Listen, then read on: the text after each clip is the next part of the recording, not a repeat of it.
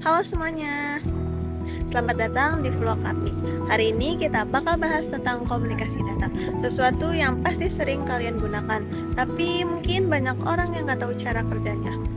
Penasaran nggak sih gimana cara data bergerak dari satu perangkat ke perangkat lain? Di sini kita bertiga bakal ngebahasnya.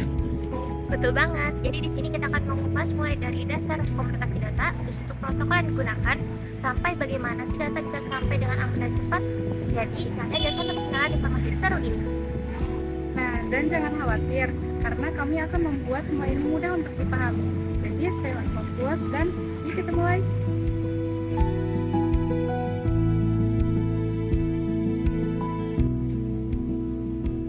Kita mulai dengan dasar dari segala hal, yaitu apa sih komunikasi data itu? Penasaran? Yuk kita bahas. Jadi, komunikasi data adalah proses pengiriman data dari satu perangkat ke perangkat lain lewat saluran tertentu. Contoh yang sering kita temui itu ketika kita kirim email atau kita nonton YouTube.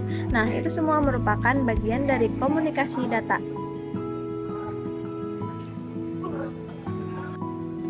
Nah, jadi betul banget sama Ami tadi. Data itu bisa berupa apa saja, seperti teks, gambar, suara, bahkan video. Jadi kita itu mengirim dan menerima lewat media seperti kabel dan gelombang radio. Nah, media ini sangat penting karena dia yang akan menentukan seberapa cepat dan efisien suatu data bisa sampai ke penerimanya. Nanti kita akan bahas lebih lanjut mengenai media transmisi yang digunakan.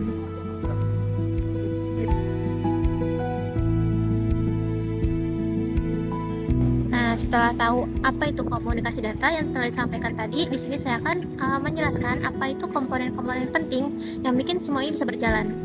Nah, apa aja sih yang harus ada biar data ini bisa sampai ke tempat tujuan dengan mulus? Mari kita bahas. Komunikasi data itu bukan cuma soal data yang dikirim, tapi ada juga beberapa komponen penting yang mungkin semuanya berjalan dengan lancar, yaitu ada pengirim, penerima, pesan yang dikirim, dan media yang menghubungkan keduanya. Dan yang paling penting itu ada protokol. Dan protokol itu seperti aturan cara main agar pengirim dan penerima bisa memahami cara kirim dan cara terima suatu data. Contohnya seperti TCP/IP dan HTTP yang sering kita gunakan di internet.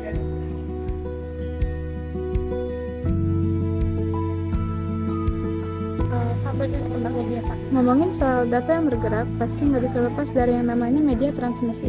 Tapi gimana sih cara data tersebut bisa sampai ke tujuan? Ini dia rahasianya, yuk kita bahas. Setiap data butuh saluran untuk bergerak, yang disebut media transmisi. Ada yang menggunakan kabel seperti UTP atau serat optik, dan ada juga yang menggunakan nirkabel seperti WiFi atau satelit. Nah, contohnya kalau kalian lagi streaming video di YouTube, pasti kalian menggunakan WiFi atau data seluler kan? Nah, itu semua merupakan komunikasi data menggunakan media nirkabel. Dan media transmisi ini penting banget buat percepatan data. Serat optik jauh lebih cepat dibandingkan kabel tembaga biasa. Bahkan teknologi 5G sekarang udah mulai mempercepat komunikasi data kita.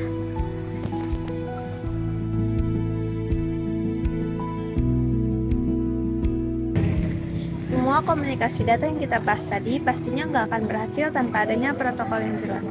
Di segmen ini kita bakal ngomongin aturan main yang bikin semuanya berjalan dengan lancar. Jadi stay tune. Jadi protokol adalah aturan yang memastikan data dikirim dengan benar. Salah satu yang paling sering kita pakai adalah TCP/IP yang memastikan data dikirim dengan urutan yang benar. Selain itu ada juga protokol HTTP atau HTTPS yang biasa kita pakai untuk mengakses website. Bedanya kalau HTTPS ini dia sudah transkrip, jadi data kita lebih aman. Jadi tanpa protokol, bayangin aja data kita bisa rusak atau bahkan nggak sampai ke tujuan.